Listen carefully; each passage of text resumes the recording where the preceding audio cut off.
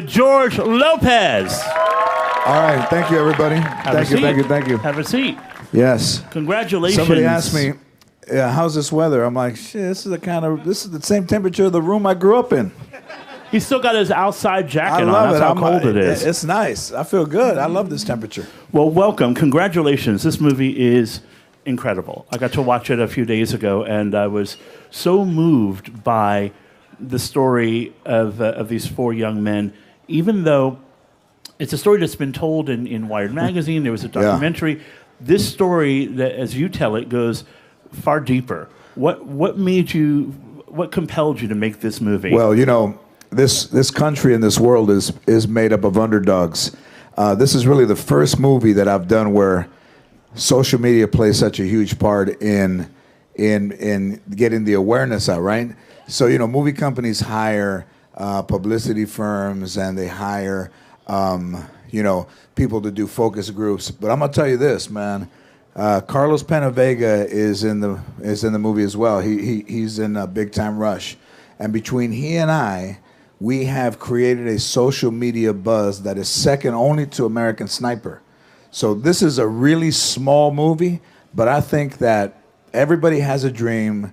I think everybody can relate to this movie, and everybody is always wanting to be a hero, and we're all put out. Like, I was an underdog everybody's an underdog. This movie is about underdogs becoming heroes, and possibly this weekend we're not in the same amount of theaters, clearly, but I think this movie, because people, are underdogs, can get noticed this weekend. So this is the story of four young men who strive to build a robot.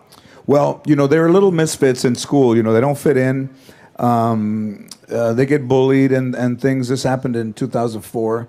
So a teacher's at the school. He decides to create a robotics club. And then these kids come in, and they're not formally trained. They're just very intelligent kids. And they go and get motors from old cars, of little race cars and stock cars and those little motors. And then we in the movie went to a hardware store to get PVC pipe and glue and trolling motors, things that aren't necessarily the same kind of things a college would use or any other high school that has funds. So in truth, I found out from the kids that they got the PVC pipe not from a hardware store, but from the side of one of the kids' house, that they had PVC pipe. And then they created this robot that was an underwater robot. They designed it, they did the program for it, and they went to Santa Barbara to compete. And instead of competing against high schools, because they thought it would be embarrassing to lose to high schools, they entered in the college division. And they beat Stanford, Cornell, Duke, Harvard, Florida, and MIT. And these are four kids. The team consists of only four young Latino kids, and they beat MIT not only in 2004, 2005, and 2006, and they continue to excel at robotics at a community high school. So it's a very powerful little movie.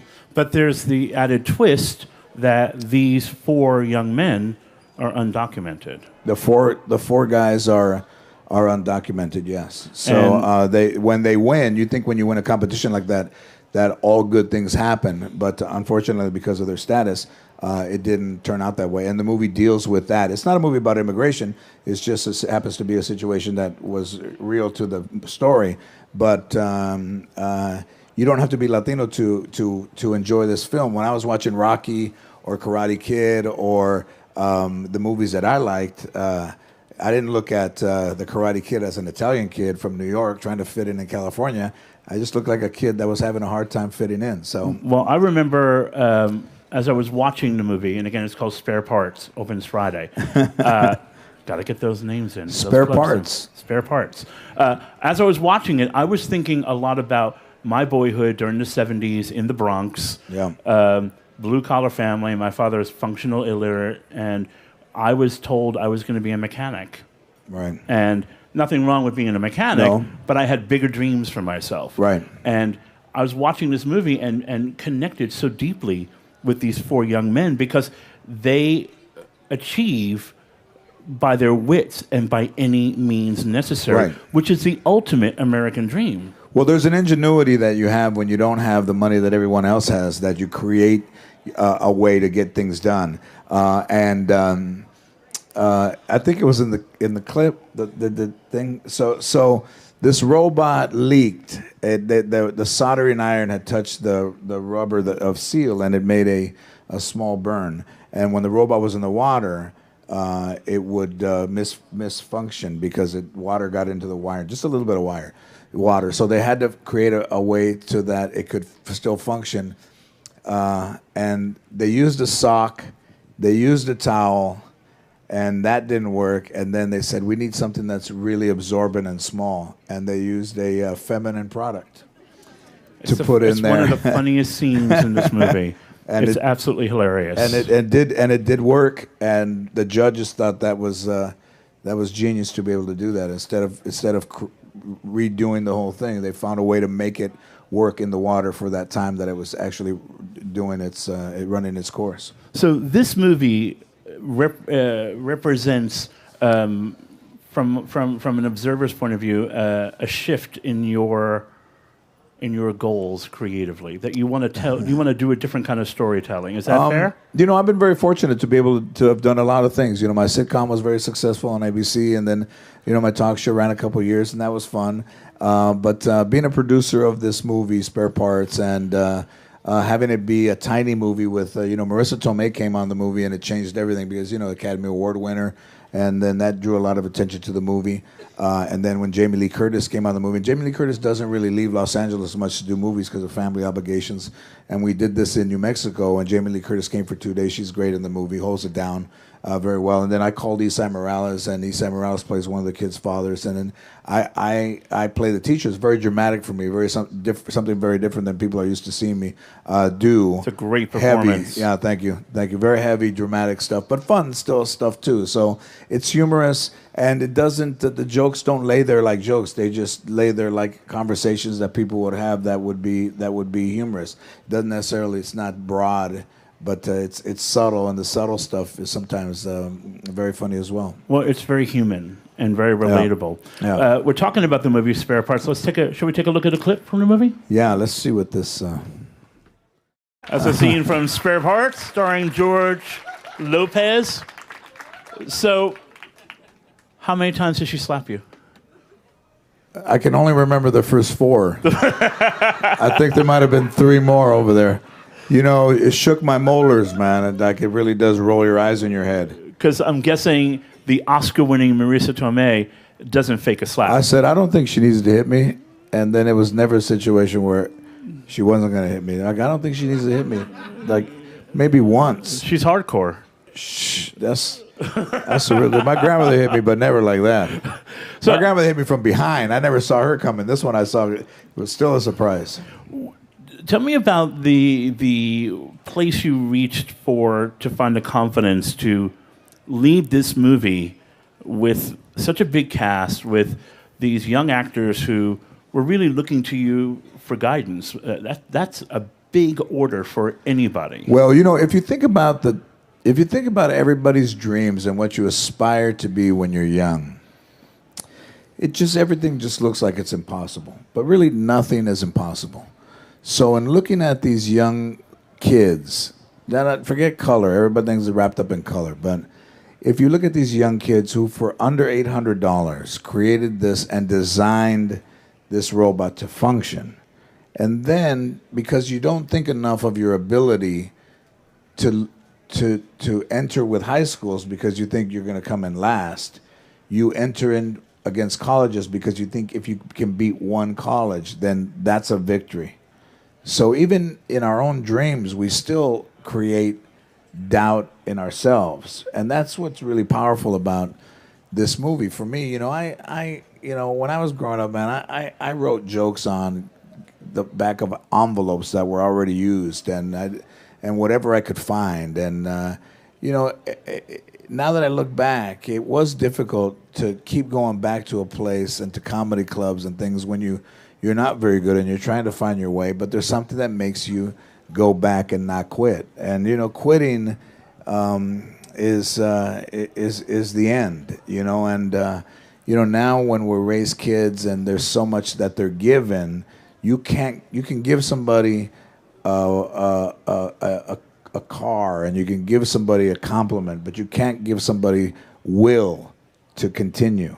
That has to come from within. Where did you find your will? Go all the way back to when you knew that this is what you wanted. There's no more terrifying thing than standing on a stage with a microphone in your hand. No. None. So, I just felt like I was different. You know, I felt like I was a little bit different. Listen, I am not. I wasn't the best student in high school, and I did realize when I got out of school and I started to try to get into the workplace that I did squander several years of education trying to be cool and trying to be funny with time that I could not get back, and that was very disappointing to me. One of the things I think that hurt me the most was that I finally realized that you know, all the guys that I hung out with are gone, and then you know, things change, and then you're left with what you've learned in school, and I really didn't apply myself very much. So I always had been drawn to comedy, and I thought, you know, this is going to be something that's going to be harder than anything that I ever tried to do in my life. And I used to quit. I quit when things got tough. And I had a high school baseball coach that he and I, when I was in high school, got into it, and he broke me down. He said, man, when things get tough, you quit, and you're never going to be anything in life because you're a quitter. There's nothing worse than a quitter. And then when I started to play golf in 1981, and it was hard, I would quit. Like, I'd play 7 holes, and I'd tell the guys I'm leaving. And they'd say, where are you going? I said, nah, it's, you know, I'm not playing very good. I want to go home. And one day on one of those trips home, like I just thought of this guy, this teacher, Steve Martin. And I said, man, this guy was right. You know, he was right. And then when baseball season started, usually around in March, one day I was probably 22. I drove to the high school and got out of my car, and after baseball practice was over, and I walked up to him and I apologized to him for disrespecting him while I was in high school, and told him how much I appreciated him trying to help me. And it wasn't until almost 4 years later that I realized that everything he was telling me was right. what was it like the first time you felt like you had followed it through to the end and you scored? Well, it was a feeling that I mean, I've done stand up a long time, and I've done better than that first time many times, but there's nothing like that first time that is kind of a transfusion or an influx or an infusion of love and of confidence and of like, hey, I can do this, you know, I can do this. I always expected people to tell me that I could do something, but they weren't always going to be around, so I needed to believe it myself. And then at that point, in my early 20s, I believed that I could do so. I could do this. And for those of you, if you ever want a boost, get to YouTube and type in George Lopez Que Locos and look at those old TV shows. Oh. Hilarious. Just the hair is hilarious. Well, but the confidence. Yeah. You had great camera presence. How like that show goes all the way back. Yeah. But you know, a dream doesn't live by itself. You know, I've had some really, you know, everybody's seen the original Willy Wonka, right? So I loved Willy Wonka when I was a kid because it's about a dream. It's about a kid that didn't have a lot of money, and there's this chocolate factory. There's 6 tickets. He never thinks he's going to get one. He finds money in the street. He buys a chocolate, and it's in there. And I was in Las Vegas in 1990, the summer of 90, opening for Sheena Easton at Bally's. And I saw in USA Today that Johnny Carson was leaving The Tonight Show in 1991. And I remember reading this thing in the Life section, and it said that 6 new comedians were going to be on The Tonight Show before he left, from that point till the next May of 92. And I never thought of myself being on The Tonight Show, much less thinking I would be one of the last 6 to do The Tonight Show. So on a Wednesday night in August of 91, he was leaving in 92, 2 months after, I'm at the Improv in Los Angeles on a Wednesday. And I always try to do my best no matter who was there, if there was 10 people or 100 people. And I went up there, and I didn't do too bad, you know. And this guy comes up to me afterwards, and he says, "I'm Jim McCauley. I'm the talent coordinator for the Tonight Show." And I said, "Oh, hey." He goes, "I like what you did."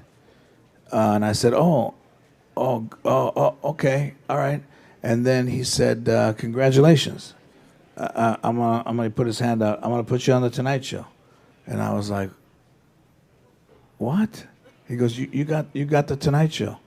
And I got one of those last 6 spots before Johnny Carson left. Isn't that something? After seeing that thing, yeah. So, in your mind, do you allow yourself to believe that that's skill or luck? There's a little bit of luck, but listen, if you half-ass it, that guy doesn't do that. So I never half-assed it because you never know who's going to be out there. Right. So you treat every time like it's your first time. I learned that from Carlos Santana. He said, first time, every time. First time, every time you do it, treat it like it's the first time.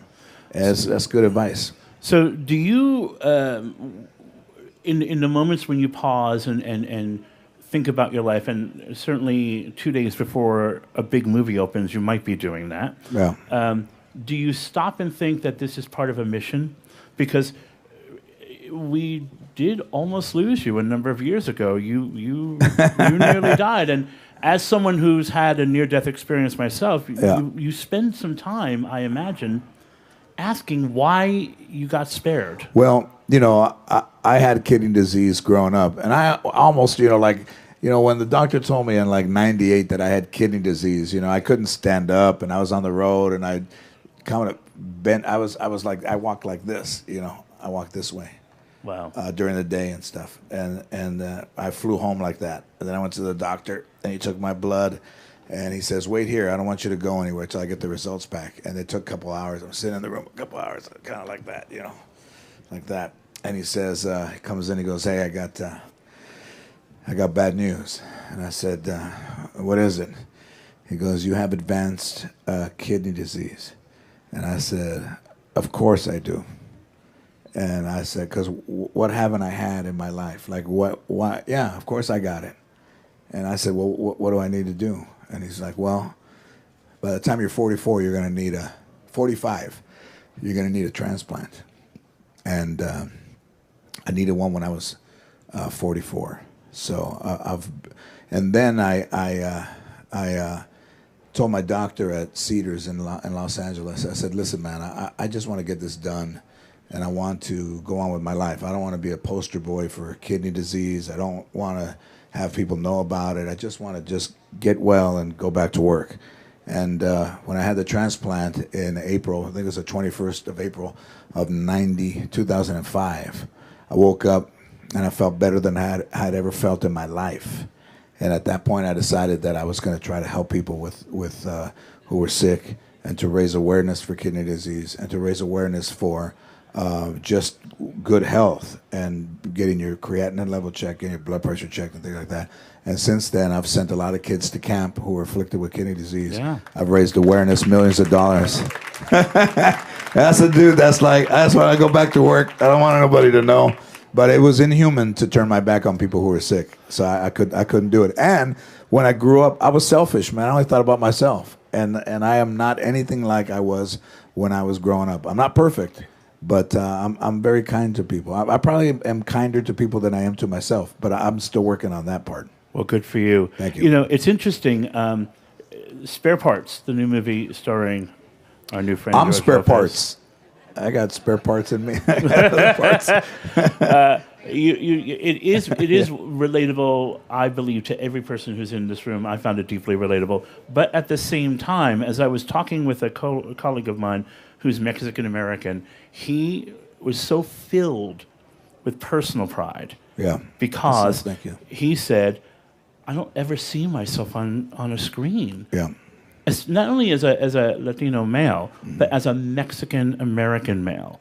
Yeah. So to see this movie and to see you succeed, to see you thrive, is a huge thing. So what does it mean to know that he's just one of millions? I mean, it may seem like a leading question, but this movie is more than about all of us. This movie is about Mexican Americans. and the fight that they have to endure. Well, there's a fight that everybody has to endure, but I will say this, not to separate Latinos or Mexican Americans from anybody else, but in this world right now, there's high tension racially, and there's a lot of things that are happening that are causing a lot of people pain. And we as Latinos only want to be included in the conversation. And I agree that all lives matter, and I agree that all children matter, and I agree that all dreams matter. But I also agree that dreams have no color, and a dream you cannot do by yourself, and you need other people to help you fulfill your dreams. And we need kindness in a society, and we're going to be all right. We are a strong world, and ignorance has always existed, and ignorance knows no color. It's just being stupid. Yeah. But we as Latinos clearly offer quite a bit to this country. So we're happy to be. We just want to be included in the conversation. So how you've been, for someone who has such a great life as a very funny person, you also had this other life where you have advocated for people in politics whom you believed in. And that's not anything like that's in my personality. Like, I never really wanted to do that, but there's a sense of being able to help that we don't usually have. Like, there's that pride there, There's that pride, or in being kind to somebody that I didn't learn from anybody in my family. Actually very unkind. So the unkindness created a kindness in me because I just thought I didn't want to be mean to anybody. So are you taking a look at what your role might be in the next year or two? I'm interested how people will react to this when they see me dramatic. See me not like they've seen me on my television show or in animation movies or however they see me. It's a very different experience. It's different, and I love social media. So I have great friends on social media, and you post stuff like that. But in no way is social media even. It's an accelerated life or a shinier life than we usually live. Yeah. They show people working out, and they show people taking pictures of their food. And they show people at the beach, and they show people on rooftops and sunsets and sun-ups. What about somebody struggling to get out of bed just to stand upright? Nobody posts that. Oh, it's not as sexy good morning. as people think it is. It took me 5 minutes to straighten up this morning. But in all of that, everybody tends to want to be noticed and cool and popular. But I'd rather just be kind. Do you like being a leader? Well, I don't know if I would call myself a leader, but I like who I am. I like who I'm becoming as I get older. As like the sands of the glass get less sand, I'm like, I better start being nice. I don't have that much sand left. Why are people so not nice? You've made reference to being kind numerous times, and there's a rush to our society. There's just a rush of, a text message is. Listen, I'm far be it from me to criticize anybody who texts. Sometimes I only have conversations with people texting, but it's a very impersonal thing. Yeah. Than to pick up the phone and say, "Hey, man, I'm running a little bit late. I'll see you when I get there." Just to text. Yeah. It's a very impersonal. So tell me something. What do you find funny about life right now? The foods that people can eat and not eat, gluten and whole foods and organic peanut butter and peanut butter allergies and kale. I mean, how long have we been around? I just heard of kale like in the last year. It was just lettuce. There was romaine, there was iceberg, there was like spinach leaves, and all of a sudden kale comes out. And then now there's low-fat vinaigrette. But when we were growing up, they had shit like Roquefort, which was all cheese and like chunks. It just took forever for it to get out of the bottle. That salad dressing is gone. Like they said, hey, those were good days. Those were good days, though. So Thousand Island, and dipping fries in ranch dressing. Those were the good old days. Those were the good old days. Peanut allergies. I was on a plane and they didn't have peanuts because one passenger had a peanut allergy. So I said, time to go Greyhound and give us the rest of the peanuts. So you have this production company. Spare Parts is the first movie from this company, Yep. correct? So what else how many other movies do you have lined up? I'm looking for the next You haven't picked one? the next project. I haven't picked one yet, but there's some stuff I'm looking at. But I'm to stay in the moment. I'm waiting to see what the reaction to me as a dramatic actor is. So what's We'll see what happens. I mean, I'm just so happy. Like I'm still touring, doing stand up. I love doing stand up, and myself and Cedric the Entertainer and D.L. Hughley and Eddie Griffin and Charlie Murphy and Mike Epps, all of us are out on tour together. Together, all of us in one show on one night. How often do you see each other? We don't you can't be traveling together. No, we'll see each other at the end of the month in Jacksonville and in Tampa, then in Cincinnati and North Carolina. But we're going to come to New York. We're going to go to D.C. We're going to go to Detroit. We're gonna do a big tour of this thing, and it is fun. It's just listen, man, we got to laugh. It's just a fun night filled with some great comedians. Do you get nervous before you go on stage? Never. Never? No. How do you size up the room when you walk in? Like right now, this would be a good room right here. Very This looks diverse. like a good room. Yeah. Look like there's some sports fans. Very Yeah. diverse. This is a good room right here. You got some people that are a little bit older, a little bit younger. This is a good room right here. It's a good room. George I Lopez? think we should all get together and buy the Knicks. Everybody, pass around a hat. Let's turn it all around. Well, y'all are going to get a chance to ask some questions as well. But we do have another clip from Spare Parts. Oh. Shall we take a look? Yeah, you guys want to see it? Come on. Come on. Give them some love. I hope I'm not putting anybody to sleep. Parts opening Friday. George Lopez. Thank you, everybody. What's it like to see yourself on screen? It's pretty brutal. I try to make myself look different. That's actually the real color of my hair, very gray. And no offense. I was going to ask you that next. Yeah, so I decided to go gray and then let my mustache and goatee grow. And it was rough because, people used to seeing you from your TV show. And if you go eat, there's always little kids. And they go, hey, this is George Lopez. And they go, you got old. Like, yeah, all right. How old are you? 7. All right. But that was the reaction to that. It's like, you got old. I went to Dwayne Reed in the cash register. The woman at the cash register told me, before she even told me hello, said, you got old. Even before she rang me up.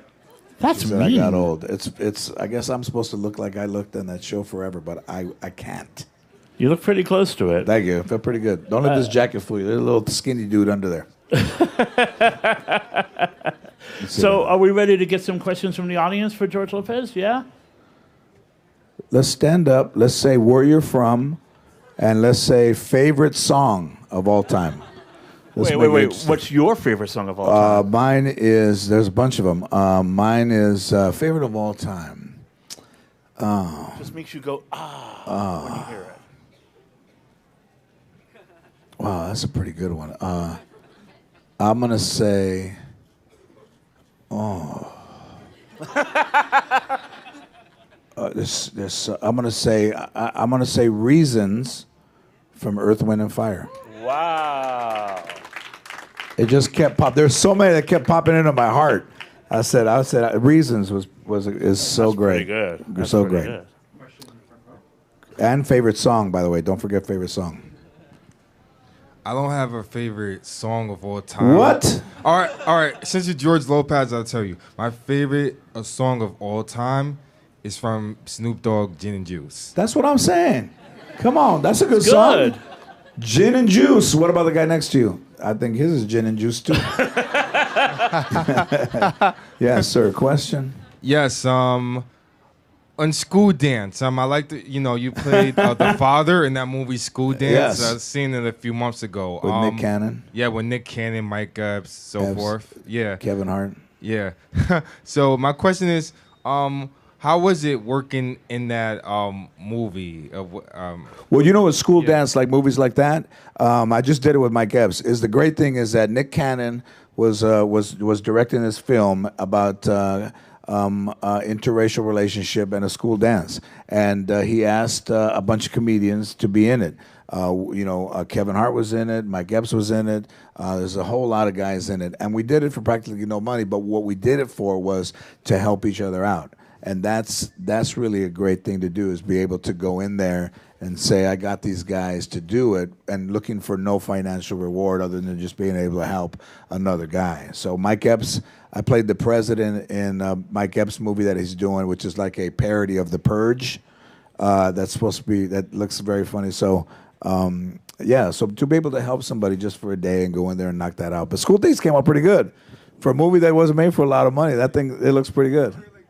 Yeah, thank you.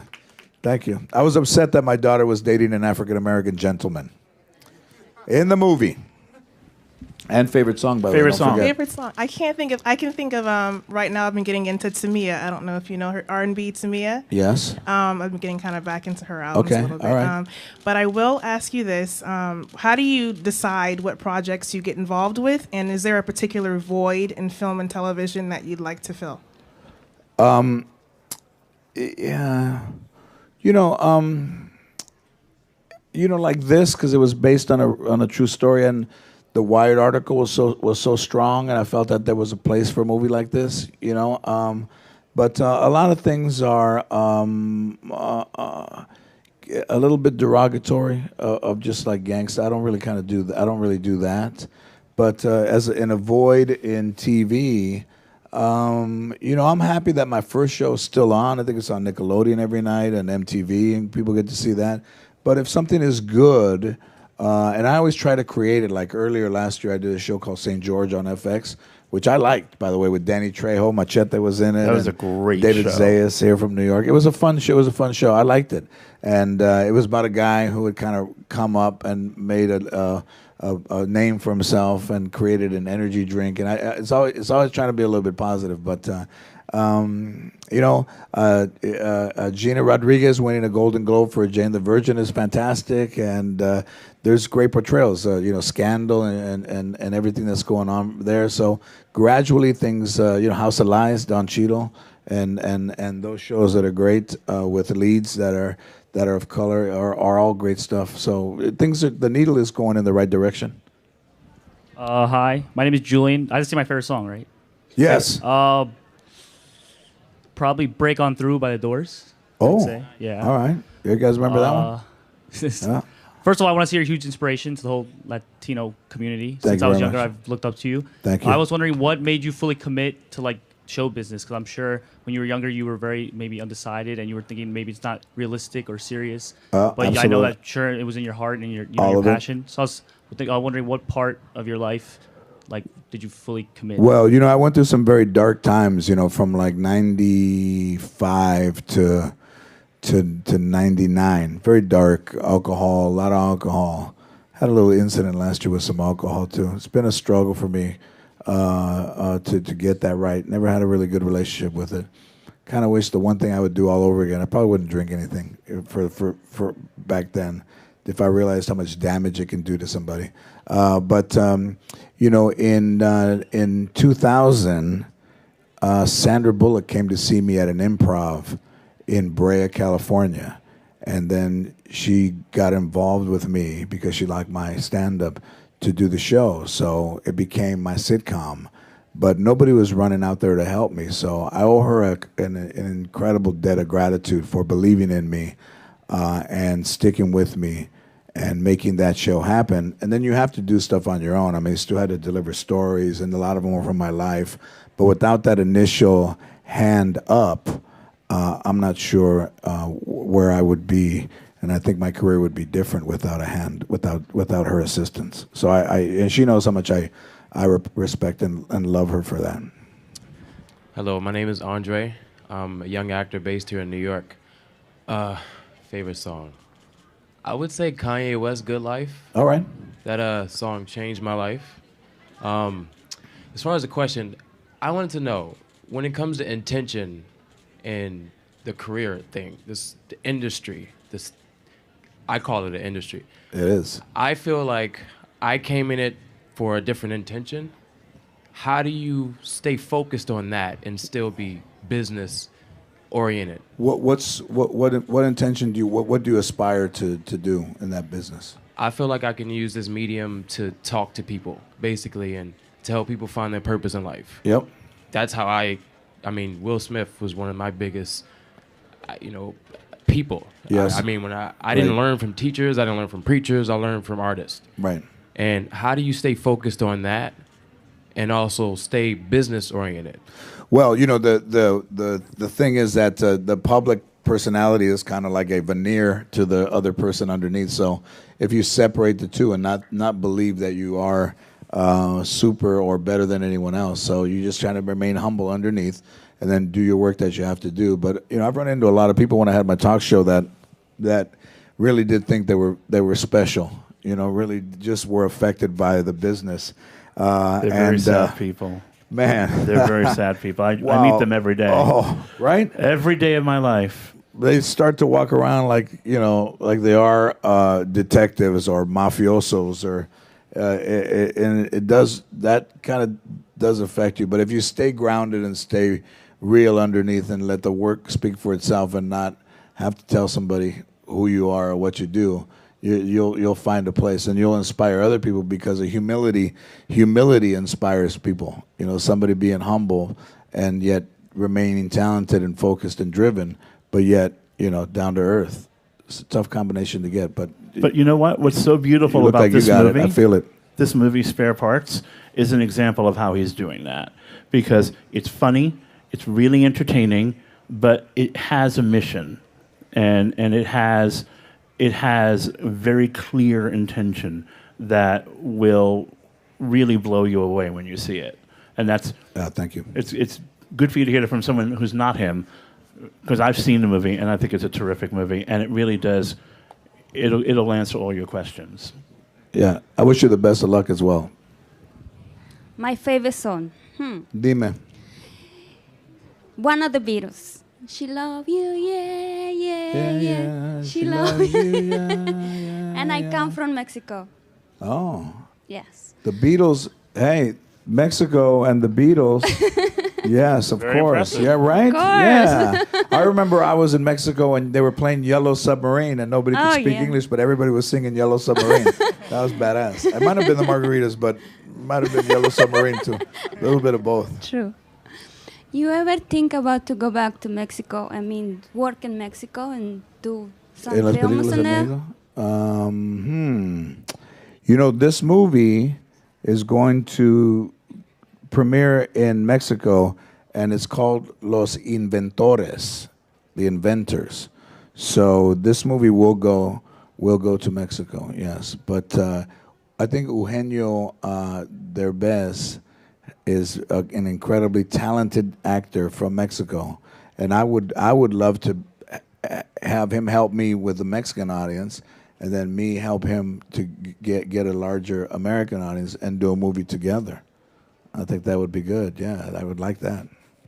Well, the movie is called Thank Spare you. Parts. Gracias a usted. Stars George Lopez.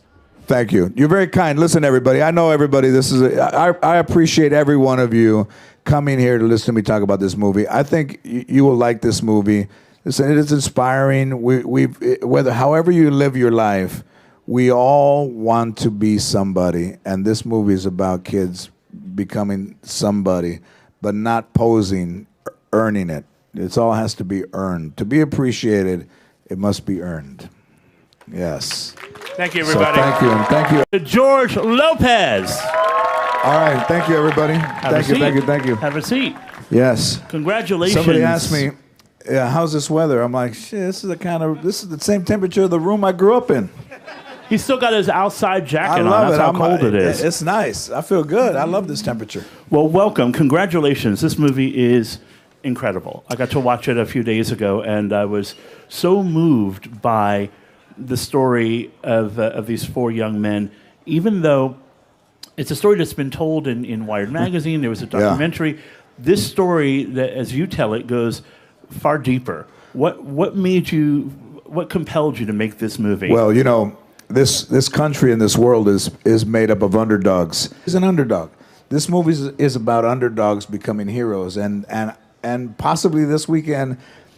We're not in the same amount of theaters, clearly, but I think this movie, because people, are underdogs, can can get noticed this weekend. So this is the story of four young men who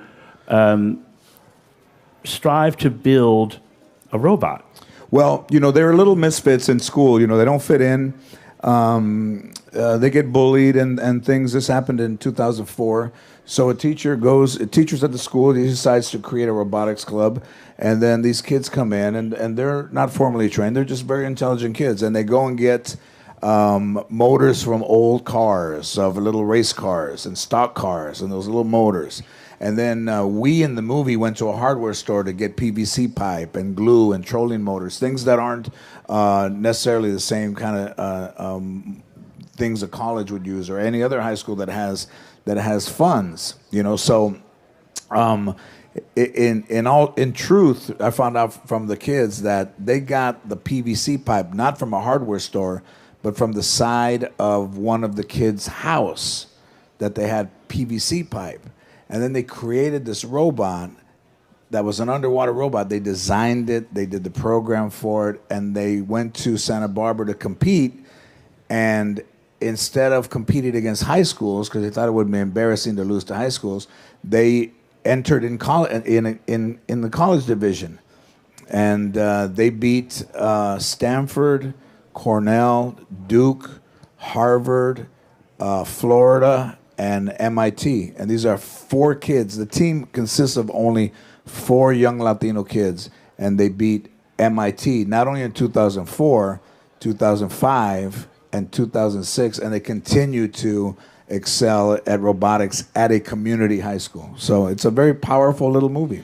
But there's the added twist that these four young men are undocumented. The four guys are undocumented, yes. So when they win, you think when you win a competition.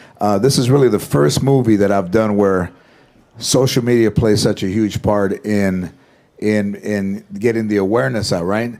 So movie companies hire publicity firms, and they hire people to do focus groups. But I'm gonna tell you this, man.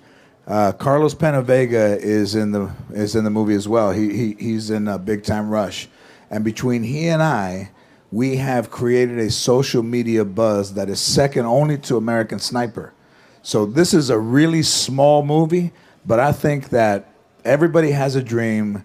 I think everybody can relate to this movie, and everybody is always wanting to be a hero. And we're all put out, like I was an underdog everybody